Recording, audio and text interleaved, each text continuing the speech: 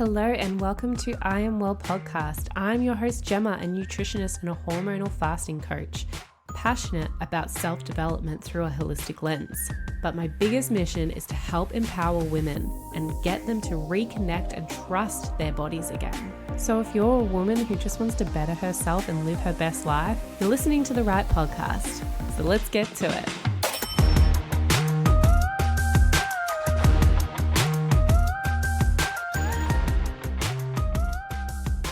Welcome back to I Am Well podcast. Today I have on Monique Bathis. She is a mentor for the common overwhelmed mum/woman, and I'm sure a lot of women out there and mums can relate to this.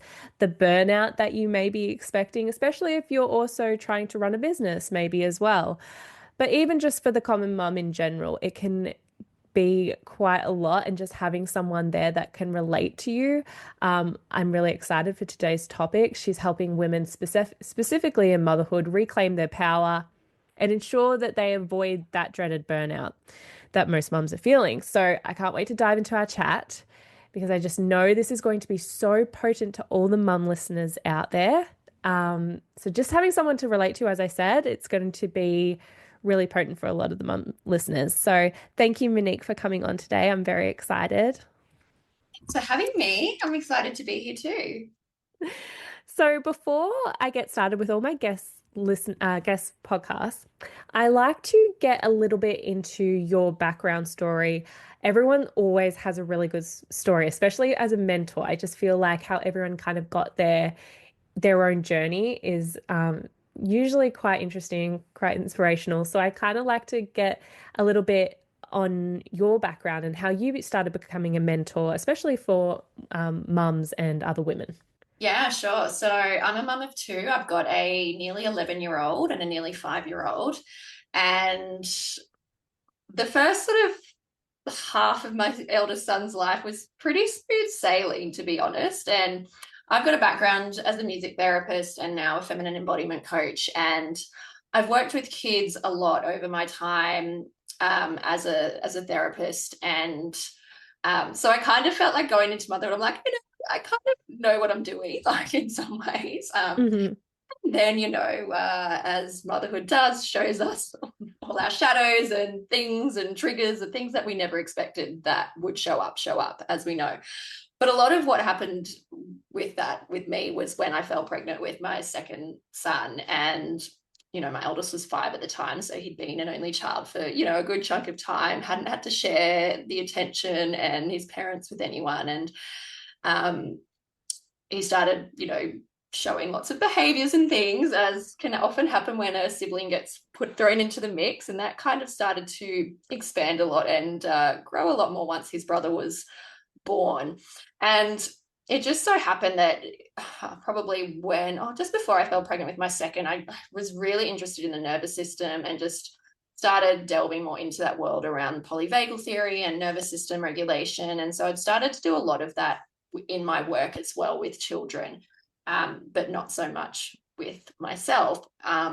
So when my second came along, and I was really met with a lot of these challenges, and then noticing my own reactivity with that, and the challenges that we have with parents when we feel, triggered, and just started to really not like how I was, showing up and my responses and reactivity within that. So it's so funny. Like, I had all the awareness in the world and the knowledge in the background, but then actually putting things into practice yourself and building the skill set, because a lot of us and my generation weren't taught a lot of these things, how to deal with our anger and our big emotions in a healthy way without it doing harm and damaging and causing disconnect within with our children and even within other relationships as well. So I guess from there, that sort of stemmed my own journey into my own nervous system regulation and rewiring. And I just had a real interest in that side of things. And as well as that, my own way that I guess I weaved a lot of it in was through creative expression. And I guess as a music therapist and a creative myself, it kind of felt like a natural process to use a lot of creativity as a form of expressing my emotions, and movement ended up becoming a really big piece of that. And I'd worked a lot with parents in supporting them to support their children's emotional regulation. But then the more I sort of went into this work, the more I realized that a lot of it, or if not all of it, starts with us as the parents and how Mm. we show up within that, how we co-regulate with our children, how we, all of our nervous systems are intertwined and we mirror each other. And I guess from there, this is a long-winded way of saying it, from there, because I loved movement and creative expression, I sort of fell into embodiment work and somatics as well, Mm. and went down that path. And I've literally just graduating next week, actually, from a feminine embodiment coaching certification, because it's just something I'm so passionate about in supporting women, particularly mothers, in really just coming back to themselves and reconnecting with themselves and knowing how to use our own body's wisdom through, and obviously weaving music and movement and creative expression within that as a way to express our emotions, express the hard emotions, to tune in with ourselves and to not only have the awareness, but to actually be able to, um, in a way, express that. And so Mm. it doesn't, I guess, flow onto our children and our families in a way that can potentially cause harm. And I guess the same thing as well, what I love is that there is always ways to reconnect with our kids and with ourselves, even because we're never going to have it quote unquote right. There's no perfect in parenthood. With Yeah. every stage and season, there's going to be new challenges. So it's just building the skills to be able to expand our own capacity, our mental capacity, our energetic capacity, to be able to handle and move through those more trickier moments of parenting without letting guilt, shame, overwhelm, rage, overtake it all, and come back to more pleasure, come back to more joy, come back to more aliveness, and just actually feel good in yourself as a woman, not just a mother, because we are women outside of mothers as well, and we can often forget that. Mm. um, Instead of just feeling like you want to go and hide in the bathroom or lock yourself in the pantry. Yeah. There was like so many key takeaways in there, but I just want to go back to the beginning when you started. So, did you say when you first started on this, you were actually trying to help other women's children's, like other kids? You were helping them first. Is that correct? Yeah, so I worked a lot with kids initially, and I still do, Yeah. within my music therapy business. But it was, yeah, giving parents skills to be able to support their children with emotional regulation. Mm. And there is obviously so many things we can do to support our kids, but a lot of it then does come back to ourselves and our own ability to Mm. regulate. And that can be really challenging for many of us, like I said, because we weren't taught these skills, of many of us. I know I wasn't, when Yeah. we were children. So it's like a whole new skill set to learn as an adult. Do you remember when you started to realize that? Like, was it through like your self-realization or was it through your clients? Like, did you start to notice, hey, actually, this is looking like it's stemming from the parents? Yeah, um, probably a bit of both. I think just from my own probably personal experience, more so Mm. than anything, and then also just my own research into the nervous system and having coaches and people that I learnt off as well. So probably a little bit of everything. Because I knew about what co-regulation was, and that's really just our ability to regulate with someone else. So, and we all do it. Like, for example, as adults, like co-regulation could look like you needing just a hug from your partner, and that's a way that they can help you to co-regulate and support you. And it's obviously something that we can support our kids with, and that's how they learn to regulate often, is through how we model it for them. Mm. Yeah. Mm. And with there is so much advice out there at the moment for parents, especially all over, we've got social media now. Literally every second reel, depending on your algorithm, is like an advice on how to properly parent. And sometimes it can get a bit confusing because it can be quite negative or it can be the opposite of what you were thinking. So, how does your approach to parenting and you helping other mums out there kind of differ to the standard traditional parenting approaches that you can see? Mm. I will say that I actually used to follow so many parenting accounts and then I had to unfollow because it just became so overwhelming, like you said, because it's just like, like, there's so many different things and we can just go down these rabbit holes and then it can make us feel like we're not good enough. It's just like, oh my God. Anyway, that was just a side note because, yeah. And if you do feel like that, literally feel free to unfollow. Yeah, good I tip. always say. But I guess my unique way is because I weave feminine embodiment, which is really just our ability to come back to the innate wisdom of our body. And I think a big piece of that, especially for mothers, is learning to trust ourselves more. Mm, Because, like you said, there's so many pieces of advice out there that we might abandon our own intuition because we feel like, oh, that's not the right thing to do. So it's really that real piece of coming back to our body's wisdom. Um, and there's no one size fits all, let's be honest. And also the creative expression piece, how we can use our body to shift some of that, to transform and transmute some of that feelings of overwhelm or even rage, and frustration and stress that so many of us as mothers feel, and bringing it back to transforming that and transmuting that into a more pleasurable, joyful experience of motherhood, and also reconnecting with who you are as a woman, because that can often get lost. We lose our identity. So it's like, how can we come back to who we are? And that might, it's not something that's just going to happen overnight. It's an mm, ongoing journey. And for me, this has been like a 2-3 year journey, and I'm still going, like, um, because and that this is from my own personal experience as well, the more I've lent into pleasure, and when I say pleasure, like that can be a bit of a charged word for some people, and it's something I've worked through because pleasure can sometimes be laced with a lot of shame depending on how you grew up and what sort of environment you grew up in. But pleasure is really just the aliveness we feel within our body, the joy, what makes us actually feel good. And when I've explored that so much more over the last couple of years, and I've noticed just the flow and impact that then has into how I show up as a mother, because it really does start with who we are as a human being and as a woman, and then the flow and impact that then goes into how we parent, how we show up as a partner, the ripple effect it has, and that's huge. mm.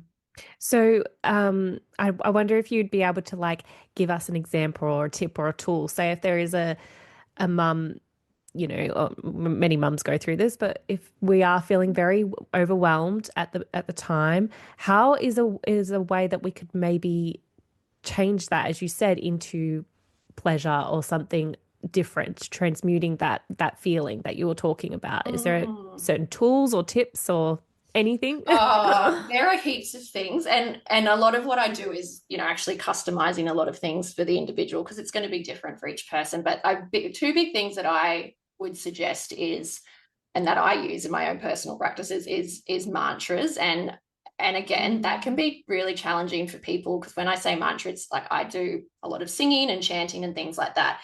And a lot of people are very disconnected from their voice, and that's also another thing that people have to overcome as well, or if that's something that they're wanting to, is to use your voice in a way that is not only, we know how much singing and music is regulating, how it can be supportive for, it taps into our vagus nerve, which is one of the nerves that's part of our nervous system. It helps us to come back to parasympathetic state, which is our rest and digest state, because when we sing and when we chant, we are extending our out breath. So we're singing, for a phrase or whatever it is. But I use a lot of mantras, and I share a lot of them online, but often it can be such a personal thing as well. And it can be choosing a phrase. Like, for example, a big one that I often come back to is, I am doing the best I can. I'm human, and I make mistakes. So especially Mm, when I'm in that mum guilt, feeling a bit shame if I've snapped at my kids, and it doesn't necessarily mean that you have to sing it out loud. Like, I often will just be like singing in my head, because that can be just as powerful. So it's not only bringing you back to this like state of feeling more regulated and grounded, but the more we do it, the more, we can then access joy once we are in that sort of more grounded state. Movement's a big piece. So I don't necessarily teach or coach people to use specific movements because it's so Mm. individual, but it's really just starting to move our bodies in a way that feels good, in a way that we are comfortable with, and in a way that's just really organic. It could be just putting on a song, and if you want to close your eyes, because sometimes when we just get rid of that visual sense, we can not only tune a little bit more into what's going on in our internal world, but it can often almost feel like, if your eyes are, it's like, oh, someone's watching, what do I look like? Because we all go through that in our head. So it can just really help us tune a lot more inward and just move in our body to your favorite piece of music or favorite song or whatever your jam is, and just allowing your body to move in a way that feels good for you without it feeling like it needs to be a performance, without worrying what it looks like. Mm. Just moving. And also, I'm giving more than one advice, but a big thing for me has been just engaging my senses, and that can also be through movement practices, but just savoring the small things. Like Mm. my morning coffee is like my ritual, and finding pleasure in just that first sip of coffee in the morning, like that's an embodied experience when we allow it to be, and when we're more conscious with what we're doing. Or a piece of dark chocolate, that's another one. Like I don't have it all the time, but when I Mm. do, it's just like letting it melt in your mouth for that 5 seconds longer instead of just scoffing it down. Like Yeah. that's an intentional embodied practice, and brings me a lot of pleasure. So it's, it could be a favorite smell.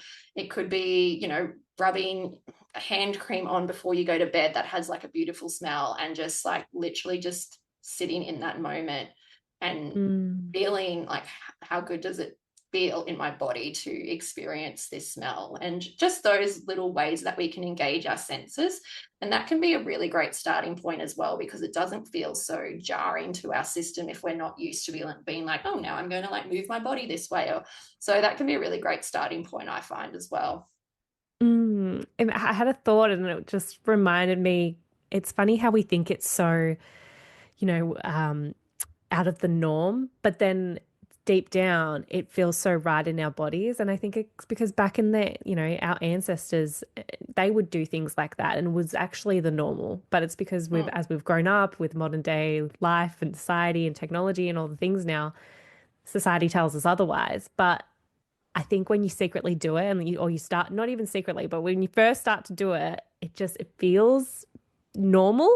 And mm, then it's not, it's as you said, it's when you start to overthink it and you're like worried, oh, is someone looking at me? That's when it yeah. can, yeah, get out of hand. But I have seen the mantras that you do. I've seen them on social media. I love that. Is there like a science behind it? Does it help soothe the nervous system better when you're like singing rather than just saying? Because I know people talk about affirmations and things like that. Is it Yeah. completely different when you're like singing it? Or I notice sometimes you touch your chest, I think, and you make a rhythm. Yeah, and again, that's just something natural. But again, yeah, like it soothes our nervous system when we sing compared to when we just say it. And I Mm. mean, affirmations are great, and I mean, these are, I guess, in some ways affirmations. But I mean, I I try and keep them like somewhat neutral and relatable, rather than like, I'm the best mum in the world, that kind of thing. Yeah. Like, because it's like, if we don't believe it, it's going to be a lot harder for us to feel it more. And Yeah. that's not saying affirmations there's anything wrong with them, because I love pulling affirmation cards and things like that as well. But I think when it comes to these mantras, I try and make them like, yes, relatable and actually real. Like, I am doing the best I can. Like that's reality and that's fact. But yeah, when we do sing them and in that way, um, it's not only obviously soothing our nervous system with, like I said, when we extend our out breath when we're singing them, but yeah, it taps into our parasympathetic nervous system that way. Um, and our brain loves and thrives off predictability and patterns and order. So when we use something that's fairly short, and I keep them short for that reason, because when you think of even things like lullabies and things, like they're short, they're repetitive, they're easy to remember. So when we do it over and over, like if you repeat it, say 10 times, again, our brain is picking up on that pattern, it's picking up on that repetition, and it's helping again to tap into that parasympathetic part of our nervous system to soothe us. When you think of when you sing lullabies to babies, and I often do them, like sometimes I'll do like humorous Yes. ones and things just for fun, but when when you use it in that sort of real lullaby type rhythm and melody, is similar to when you sing to a baby. Like, again, it's like helping soothe them. And when we, like, I tap my chest because, again, like rhythm is very grounding and soothing to our bodies. And I will often sway because, again, that type of movement is very regulating. And again, coming back to babies, when we rock babies, you know, when we pat Yeah. them, all of that type of rhythmic movement is very, very soothing to our nervous system. Yeah, that was such a light bulb moment when you said when you sing to babies. Like, yeah, of course, you don't just talk to them, do you, to soothe them to sleep. It is a real soothing effect. So, Yeah. of course, then it would make you, and even me just like touching my chest now, that instantly makes me feel Yeah. better. It's just So, like you can just breathe easier, right? It's like, oh, yeah. having that tactile touch. And and yeah, like you said with babies, like even when we speak to babies, we use what we call parentese, which is almost, it's very melodic. Like you got your voice goes like, you know, it's that like Mm. heightening and that pitch that we use as well. So yeah, there is a lot of neurologic science behind it, which I could go into a lot Go more. on and on. Yeah, love But that. I know. if you're wanting to learn more, please do reach out. I'm happy to send some things for you to read. Yeah, I'll leave all your links in the show notes below, and I'll also I highly recommend going to check out Monique's Instagram videos because if you're confused by what we're talking about, it's these little mantras that she does, and I just think they're just such a great little quick tool that mothers can pull out every now and then. So I really like them. Um, when we'll go back to pleasure, because I know that this is a lot what you're doing with your clients now, a lot of what you've learnt at the moment, and you're really passionate about. So, when it comes to bringing pleasure into motherhood, because even, yeah, you don't hear that. I never hear that, pleasure into motherhood. That is just uncommon, those two words in the same sentence. What are some of the misconceptions that you would hear about that nowadays? Yeah, well, I think it's just reframing and what you believe to be pleasure. And Yeah. often it's got a sexual connotation to it, right? But then when you think of like, oh, the simple pleasures of life, like when you say that, you kind of think, you know, simple pleasures could be like going to the beach or like immersing my body in the ocean or whatever. So it's like thinking about it that way. And it's really just really what brings us joy, what actually feels good in our body and Mm. finding that. And then, you know, with kids, I had this experience last night actually, and I was just writing some stuff about it as a reflection before we jumped on.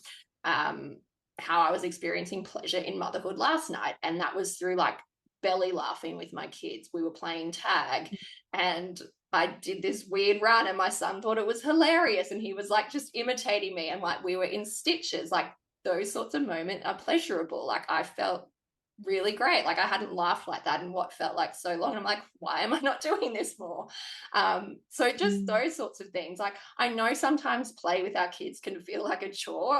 Like I will put my hand up. Sometimes I'm just like, oh my God, do we have to like and like because our new thing at the moment is playing tag every night when the sun's about to go down, and then we kind of do it in the dark, and we all get frights when the person running comes out of the doorway, and but it's so like afterwards, like you feel great because it's fun, like, and just remembering those fun things that we can do with our kids without it feeling like a chore. And obviously, Mm. it's okay if it feels like a chore sometimes. Like let's not shame ourselves if it does. But yeah, it can just be the simple things that you do with your kids or that you find, or even just see your kids doing, like the laughter of your kids, or it could just be like their little mannerisms that you see them do that just you're like, oh, that's so cool. Like you just really feel good when you see that, and just really starting to observe those things more and acknowledge them. And you know, that's obviously within motherhood and your relationship and connection with your kids. But as I was saying before, it's like, you know, how can you find pleasurable moments for yourself within your day?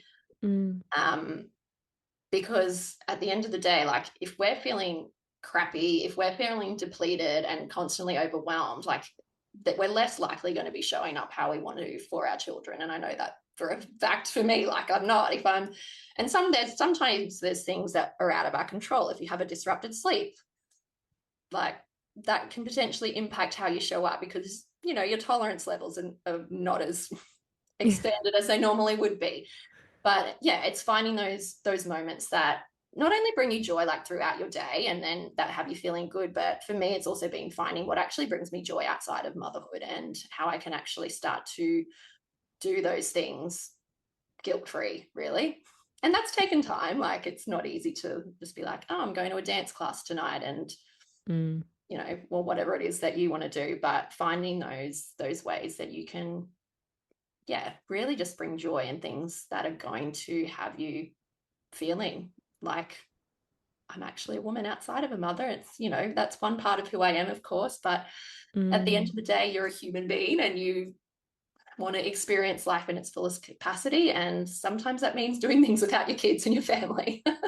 Yeah, I definitely found that to be one of the hardest things in motherhood is I definitely lost myself at the start. You know, I think my first one, I reckon the first 3 years, like she's 5 now, and my son's actually 3. But I reckon the Mm, first 3 years of her life, I did get to it was, I completely lost who I was. And I know this could be quite common for a lot of mums just starting off because you completely pour yourself into them. Like everything is for them. Like that's what I just got lost in them.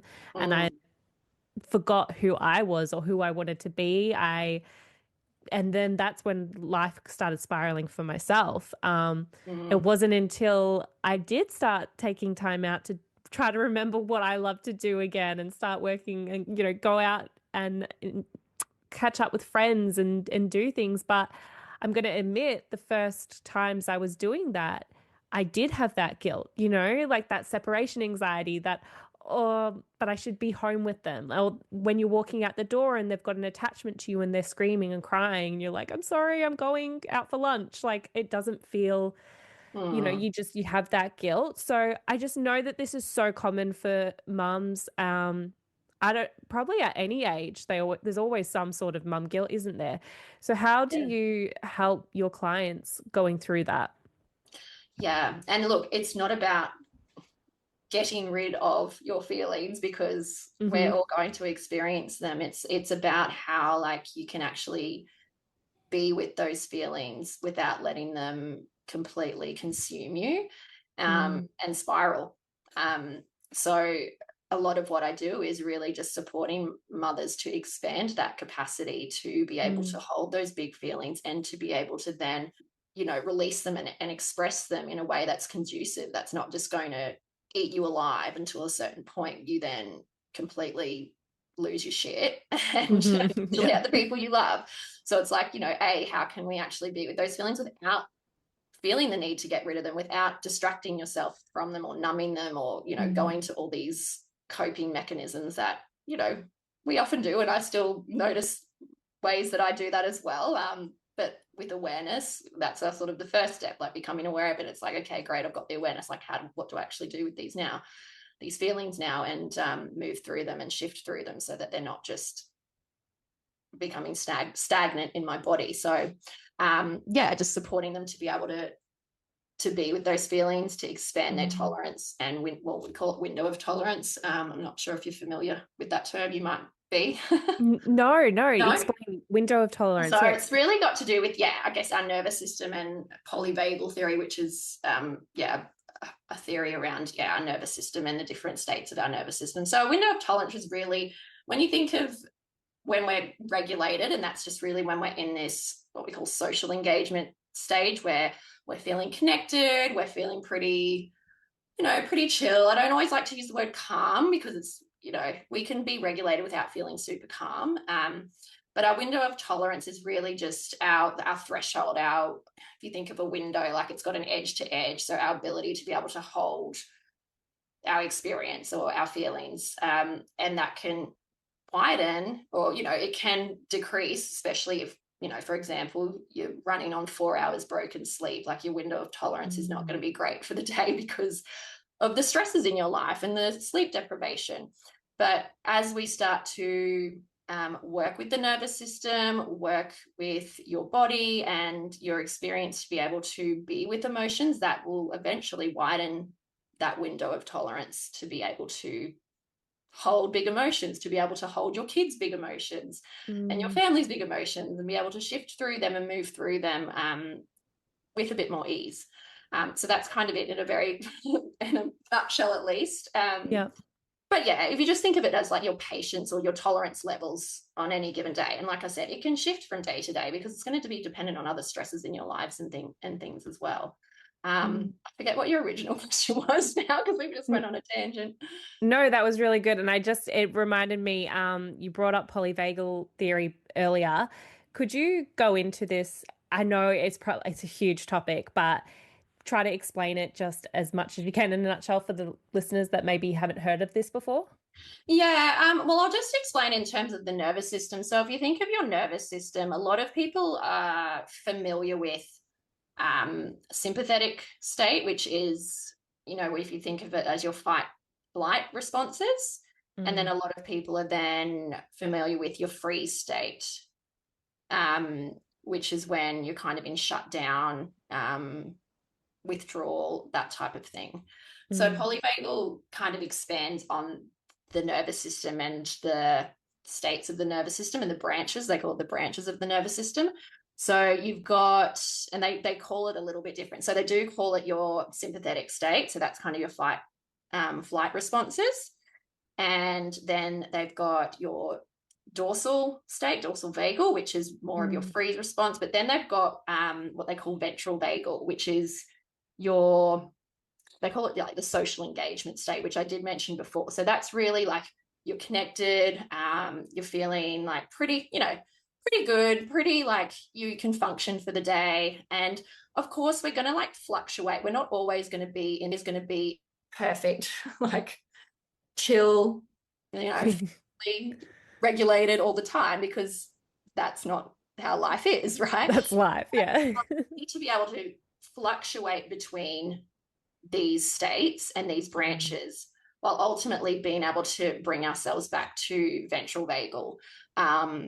So that's kind of just explaining, yeah, the branches, what polyvagal came up with. It was Horges, I think his name was. But a really great book, if you're interested in it, is The Body Keeps the Score. Mm. That goes into a bit, and there's so many different books and things on it, but yeah, that's kind of it in a Yeah.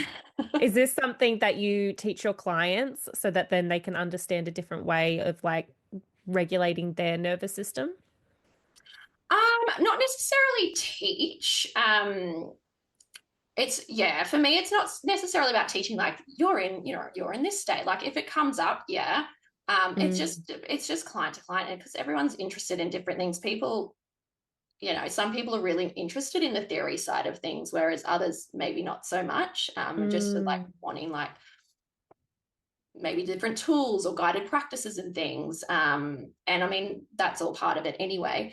But it's not something that I'd like sit down and like, here's a theory lesson on this and this, unless someone like actually wants to, or I might, something might come up in a session and be like, oh, this is a really great resource to, if you're interested in reading more about it. So that sort of way, rather than sitting down and Yeah. provide like a PowerPoint presentation. But yeah, it can definitely come up for sure.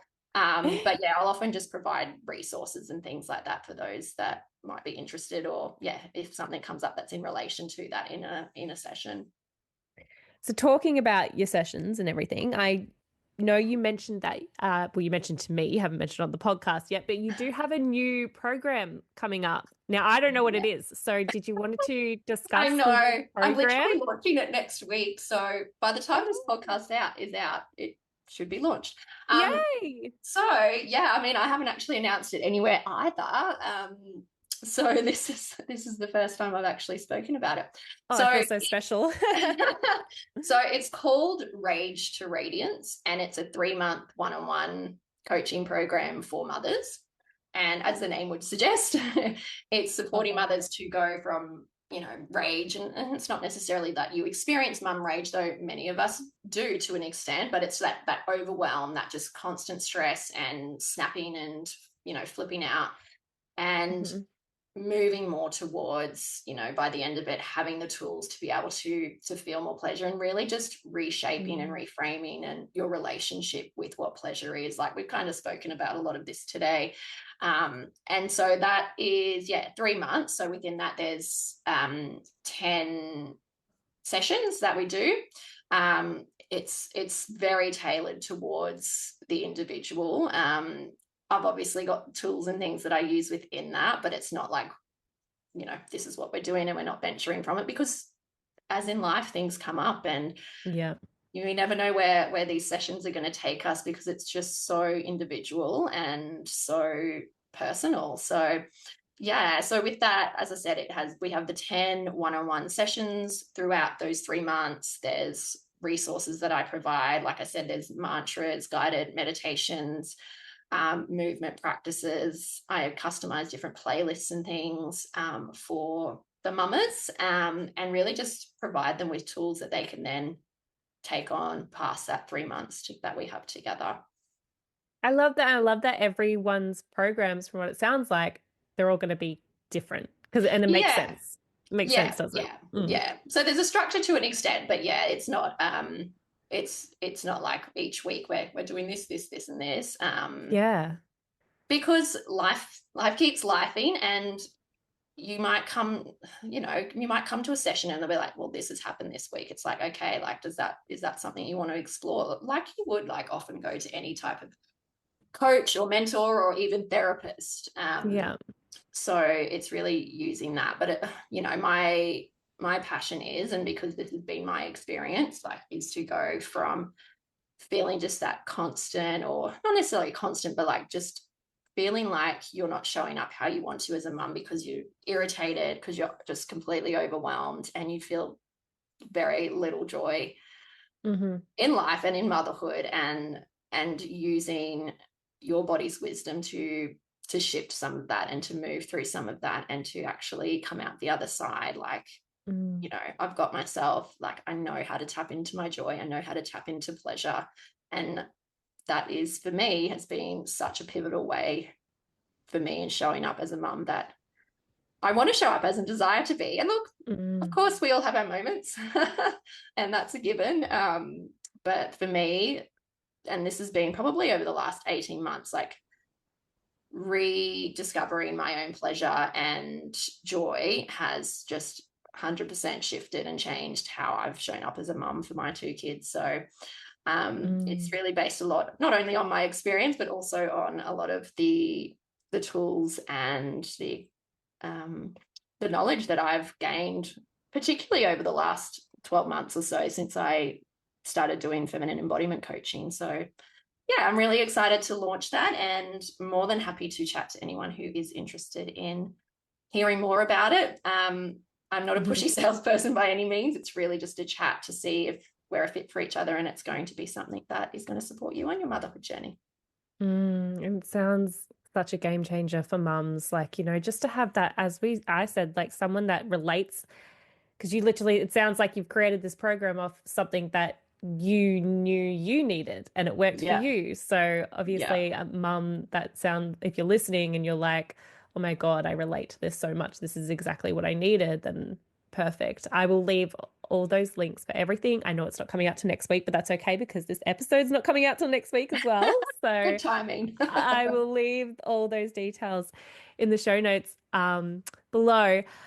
Also, just I wanted to leave with finish off today's session with something, maybe like an inspiring story or something positive that you have noticed I know you've worked with a lot of your clients in previous years this year. Is there anything that kind of stands out for you? I know you've probably had a lot of success stories, but just maybe one that just shines that you're like, oh yeah, this is why I love what I do. Mm, gosh, let me think. There's probably so many. I'm like, what has been recent? It doesn't Um, have to be recent if you. yeah, yeah, it's like my memory going that far back. Um,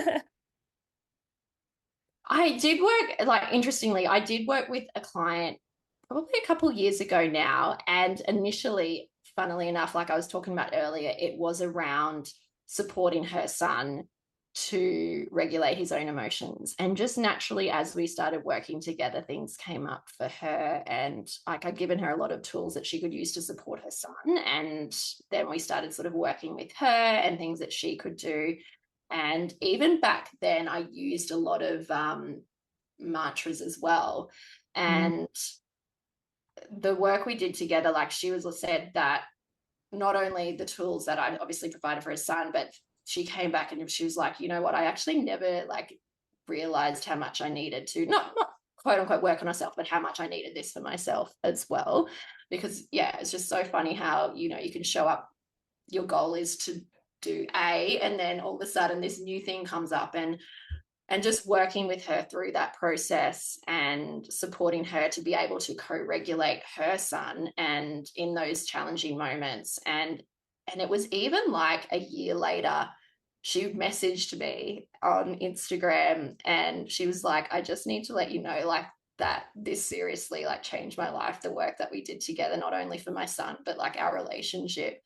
And she in that time went through like a marriage separation and stuff as well, and had mentioned that even like through that, like she felt like she just had the capacity to be able to navigate those moments and still tap into those tools that we had worked on during our time together. So yeah, it's always lovely when, like, you know, you're not even thinking about an ex, like a past client, and all of a sudden they sort of just Mm. pop up in your DMs and share that with you, and you're just, yeah, it was very touching to hear that that had, yeah, not only supported her son and given him some of the tools for himself, but then from that experience, her being able to work on some of her own self-regulation skills, and then the flow and impact that had with her relationship with her son. I just love like how the universe works, you know, like she was drawn to work with you for her son, but then she ended up needing it herself. Like she didn't realize how much it was going to impact herself Yeah. and change her life. And I'm like, I love those stories. Like that's Yeah. amazing. Just to be, yeah, she just felt like she was so much more upskilled then to be able to do that. Yeah. Mm. And it's funny Yeah. because I'm like, yeah, that was the journey I had. I was like, no, I got to work on, you know, my son's behavior and like help him regulate. I'm like, I actually need to also do this myself. Yeah, I love that. Okay. So just to leave the audience with maybe like one message, if anyone's struggling at the moment with burnout or the overwhelm of motherhood, is there one message that you would just like to share with them? Mm, start slow. And with that, I mean, start slow in bringing one thing into your day that brings you joy. Whether, like I said, it's that first sip of coffee in the morning, just consciously noticing and observing how that feels in your body, whatever it is, just start slow. Because if we try and do too much too soon, too fast, too soon, like that can then just overwhelm our system even more. And it also just feels like we're adding another thing on our to-do list. So whatever you do, just start slow. Bring one thing in of joy into your days this week, or even just one thing this week, if that is what feels manageable for you. I love that. That's so nice. Okay, that is perfect way to end this. Thank you so much, Monique, for coming on today. I've had so much chatting and I feel like we've gotten so much out of this whole podcast episode. I'm so excited to release this and I'm so excited for your programs. You're going to help so many more mums out there. So yeah, just thank you. Thank you for coming Thank on. you. I so appreciate it. And it's been so great chatting. Okay, thanks guys for listening. If you want to leave a rating or a review, if you like this episode, please do. Otherwise, all the links for Monique and her new program, and if you want to reach out to her and send her a DM as well, just saying how much you love this episode or anything that resonated with you, please do. Otherwise, I will talk to you all in the next episode. Thanks, guys. Bye.